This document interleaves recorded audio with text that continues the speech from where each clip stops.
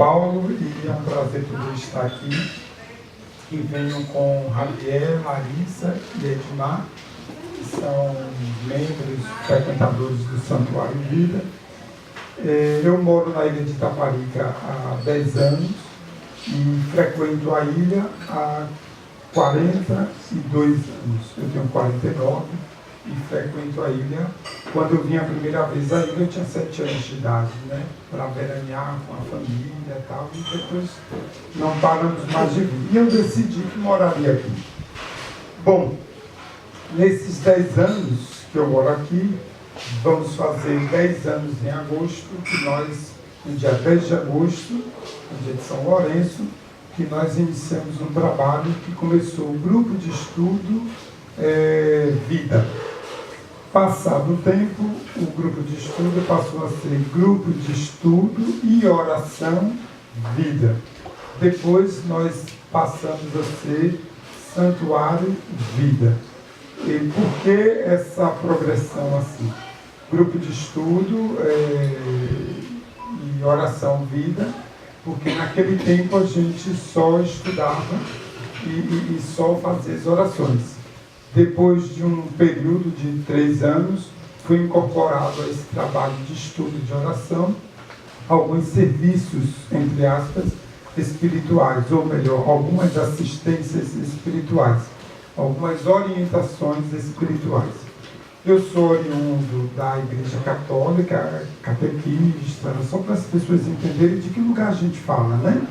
Eu fui catequista, fiz a primeira comunhão, uma família católica, tenho uma irmã que é freira, superiora de uma congregação, e depois eu fui para o esoterismo, para o espiritismo, né? Visitei o candomblé e cheguei na Umbanda, e lá eu fui iniciado na Umbanda. E depois que eu vim morar na ilha de Itaparica, eu sempre recebi uma orientação espiritual de que eu tinha que fazer alguma coisa que não era exatamente aquilo que estava muito aparente, mas eu também não sabia o que era e entreguei ao tempo. E vindo morar na ilha de Itaparica, isso foi ficando mais forte, sabe? Aquela coisa que você não anda para um lado, não anda para o outro, só anda se for fazer aquilo. E foi exatamente assim que eu me encontrava, né? Meio preso, meio acorrentado, para poder abrir a consciência, para poder ver exatamente o que fazer. E aí um dia eu acordei e disse, vou fazer um grupo de estudo ligado para estudar espiritualidade. Chamei um bocado de gente, não apareceu ninguém. Aí eu fiz sozinho. Um ano depois, aí eu parei, um ano depois eu disse, vou tentar de novo. E agora eu vou convidar poucas pessoas e vou selecionar as pessoas que eu vou convidar e vou iniciar. Então fiz assim e só apareceram 3 pessoas. Além de mim, mais 3. E aí nós começamos no dia 10 de agosto de 2008 e nós não paramos mais. Hoje nós temos 10 anos, eu não sei nem quantas pessoas hoje frequentam o Santuário Vida. E lá no Santuário Vida, a gente reuniu elementos de 5 tradições. Da tradição africana, tradição cristã, tradição indígena, da tradição hindu e da tradição cigana. E a gente foi buscando os ensinamentos, os ritos que, dentro dessas tradições, poderiam melhor ajudar as pessoas no seu caminho espiritual, no fazer a sua espiritualidade, descobrir a sua espiritualidade, sem estar preso dentro de um modelo, de um padrão, de que só poderia seguir sua espiritualidade se fosse desse ou daquele jeito. Mas a função do lugar era orientar as pessoas a se encontrarem, mais do que dizer ela, o caminho é esse, né? E nós fomos nos especializando nessa prática de acolher as pessoas que chegavam, né? Com muito cuidado. Nesse período que o trabalho começou, nós começamos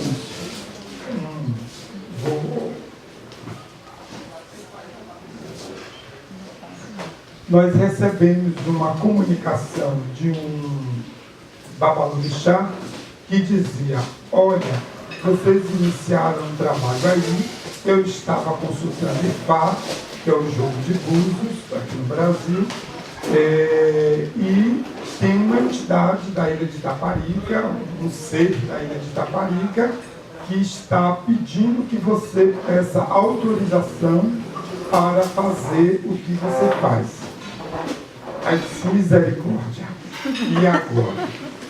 Entramos no território, na casa dos outros, sem pedir licença, apesar do coração estar aberto, limpo, né? No sentido de fazer com amor aquilo que a gente estava fazendo. E aí nós oferecemos uma árvore como símbolo, e esse ser, naquela época, foi o cacique Taparica. Eu tive por algumas vezes uma visão com ele, inclusive na noite de ontem para hoje, eu sonhei com ele andando lá pelo espaço nosso, do Santuário Vida, e eu comecei então a pensar como seria a gente trabalhar naquele lugar, fazer o que a gente estava fazendo, sabendo que os olhos dos donos da terra estavam sobre o que nós estávamos fazendo, né? Isso para nós foi muito forte, porque em algumas oportunidades que ele pôde se comunicar com a gente, através de uma médium, ele disse assim: eu fui o primeiro a pôr os pés nessa terra. Eu conheço cada folha, eu conheço cada bicho, eu conheço cada canto, e eu conheço todos os descendentes dessa terra, oriundos de nós e dos outros povos que vieram para cá. Então, muito forte. Eu sou professor, trabalho, sou professor há 20 anos, sou professor da UMEB, e tenho uma natureza de personalidade um tanto racional, né? Não sou cético, mas eu sou meio da ciência, então eu fico, né, ouvindo, observando, vendo para poder ver se aqueles fenômenos, aquelas informações, elas são pertinentes. Não é falta de fé, nem é dúvida. É só... Como é que diz a palavra? 10 minutos, Jesus. Então, coerência e cuidado e zelo com a causa espiritual, para não banalizar. Então, eu passei a pensar, a ilha de Itaparica, foi aí onde eu me lancei no propósito político, e eu comecei a pensar como era que esse lugar se comunicava com tantos de nós que vínhamos de fora, e como que se comunicava com os oriundos filhos da terra, como as pessoas falam, os nativos, né? E o que é que tinha de ancestralidade, de força, que poderia movimentar o pensamento da ilha.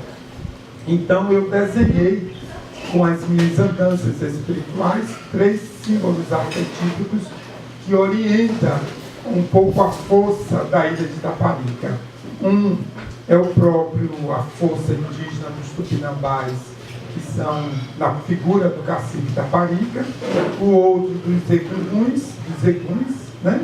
Pela tradição do candomblé, de babás, Eguns, e o outro do orixá Ogum, onde ele tem um terreiro, e eu sou guardião de uma ferramenta dele,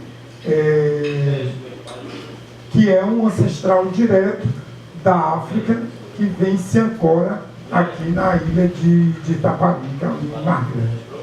E aí eu fiquei pensando, né, por que muitas pessoas, eu não estou tremendo de nervoso não, é inérgia, porque falou do cacique, aí aquele negócio assim, né, querendo ficar consciente, querendo falar, né, ele usa o microfone, porque ele não sabe usar esses negócios, né, mas a questão que eu levanto sobre o objeto em si da reunião de hoje, sobre a influência da energia para a ilha de Itaparica, sobre nós e os que vivem aqui, que nascem aqui, é o seguinte: o arquétipo guarda elementos que dinamizam a força de energia, como já estudou Jung.